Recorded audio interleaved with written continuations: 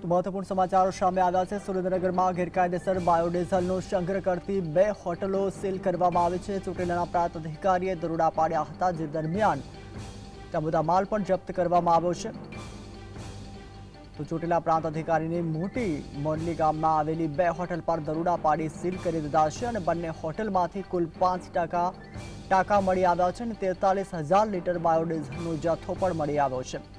જપ્ત મુદ્દામાલની કિંમત 70 લાખથી વધુની હોવાનું અનુમાન છે। હોટલના માલિકો જેટુરભાઈ ખાચર અને વિક્રમ ધાંધલ સામે કાયદાસર કાર્યવાહી હાથ ધરવામાં આવી છે। તંત્રે વધુ તપાસ પણ શરૂ કરી છે અને આવનારા દિવસોમાં અન્ય સ્થળોએ પણ દરોડા પાડી શકાય છે। તો સુરેન્દ્રનગરમાં વધુ એક કૌભાંડ સામે આવ્યું છે, જેમાં બંને હોટલમાંથી કુલ 5 ટાંકા મળી આવ્યા છે અને 43,000 લીટર બાયોડીઝલનો જથ્થો મળી આવ્યો છે। જપ્ત મુદ્દામાલની કુલ કિંમત 70 લાખથી વધુનું હોવાનું અનુમાન લગાવવામાં આવી રહ્યું છે। હોટલના માલિકો જેટુરભાઈ ખાચર અને વિક્રમ ધાંધલ સામે કાયદેસર કાર્યવાહી પણ હાથ ધરવામાં આવી છે। તંત્રે વધુ તપાસ પણ શરૂ કરી છે।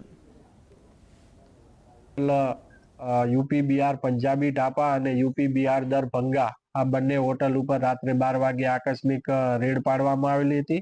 આ રેડમાં દરમિયાન બંને હોટલમાંથી 3 શંકાસ્પદ જ્વલનશીલ પદાર્થ એટલે કે બાયોડીઝલ એ ટાંકા ભરેલા મળી આવેલ છે। એક ટાંકો નતો મળી આવતો, પણ સવારે જેસીબી લાવી અને એને પણ શોધી લેવામાં આવેલ છે અને સાથે સાથે એ કેમ્પસમાંથી એક ટેન્કર ટ્રેક